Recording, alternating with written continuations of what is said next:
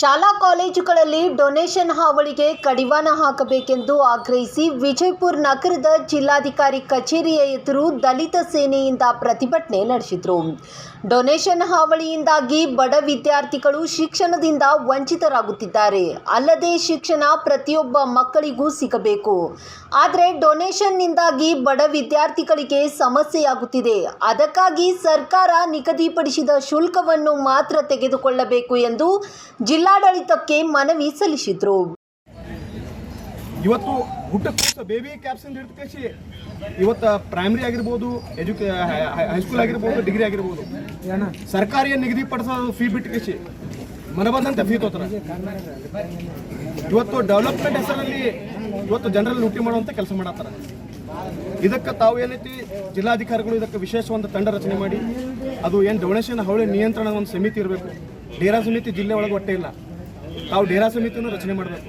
ರಚನೆ ಮಾಡಿಲಿ ಏನು ಇಲ್ಲಿ ಇರ್ತಕ್ಕಂಥ ಜಿಲ್ಲೆಯ ಬಡ ಜನರಿಗೆ, ಒಂದು ಬಡ ವಿದ್ಯಾರ್ಥಿಗಳಿಗೆ ಏನು ತೊಂದರೆ ಆಗತ್ತದ ಆ ಒಂದು ತೊಂದರೆಯನ್ನು ಸರಿಪಡಿಸುವಂಥ ಕೆಲಸ ತಾವು ಮಾಡಬೇಕಂತ ನಾವು ಇವತ್ತು ದಲಿತ ಸೇನೆಯಿಂದ ತಮಗೆ ಮನವಿ ಕೊಡ್ತಾ ಇದ್ದೀವಿ. ಇವತ್ತೇನಾಗಿದೆ ಸರ್, ಇವತ್ತು ಖಾಸಗಿ ಶಿಕ್ಷಣ ಸಂಸ್ಥೆಗಳು ಪ್ರೈಮರಿ ಸ್ಕೂಲ್ ಇವತ್ತು ಡೊನೇಷನ್ ಹೆಸರಲ್ಲಿ ಹಣ ಲೂಟಿ ಮಾಡೋದ್ರ ಜೊತೆಗೆ ಇವತ್ತು ಕಡ್ಡಾಯವಾಗಿ ಬೂಟ್ ತಗೋಬೇಕು, ಬ್ಯಾಗ್ ತಗೋಬೇಕು, ಶೂಸ್ ತಗೋಬೇಕು, ಡ್ರೆಸ್ ತಗೋಬೇಕಂತ ಹೇಳಿ ಒಂದು ಆದೇಶ ಹೊಡ್ಸಕತ್ತಾರ.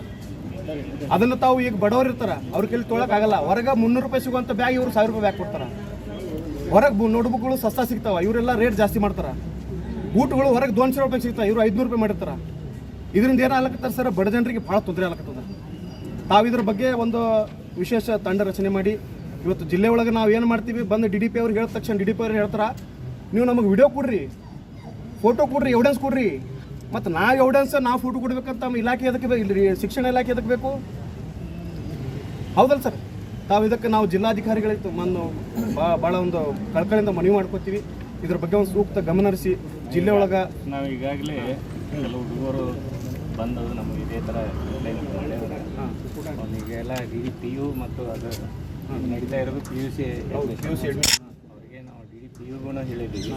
ಅಂಥವು ಯಾವ್ದಾದ್ರು ಈಗ ಜನನೂ ಏನು ಮಾಡ್ತಾರೆ, ನಮ್ಮ ಸರ್ಕಾರಿ ಶಾಲೆಗಳು ಕಾಲೇಜ್ಗಳು ಅದೇ ಸರ್ ಅಲ್ಲಿ ಅಡ್ಮಿಷನ್ ಮಾಡದೆ ಪ್ರೈವೇಟ್ಗೆ ಹೋಗ್ತಾರೆ.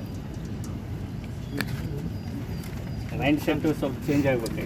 ಇಲ್ಲ ಸರ್, ಚೇಂಜ್ ಆಗಬೇಕಂದ್ರೆ ಸರ್ಕಾರಿ ಶಾಲೆಗಳಲ್ಲಿ ಒಂದು ಕಟ್ಟುನಿಟ್ಟು ಇದು ಮಾಡಬೇಕು. ಯಾಕಂದ್ರೆ ಸರ್ಕಾರಿ ಶಾಲೆಗಳಿಗೆ ಯಾವುದೇ ರೀತಿ ಮೂಲಭೂತ ಸೌಲಭ್ಯಗಳು ಇರೋದಿಲ್ಲ, ಏನೂ ಇಂಪ್ರೂವ್ ಆಗಿಲ್ರಿ ಬಹಳಷ್ಟು. ಇನ್ನಷ್ಟು ಹೆಚ್ಚಿನ ಸುದ್ದಿಗಾಗಿ ನಮ್ಮ News 11 ಕರ್ನಾಟಕ ಚಾನೆಲ್ಗೆ ಲೈಕ್ ಮಾಡಿ, ಶೇರ್ ಮಾಡಿ, ಸಬ್ಸ್ಕ್ರೈಬ್ ಮಾಡಿ.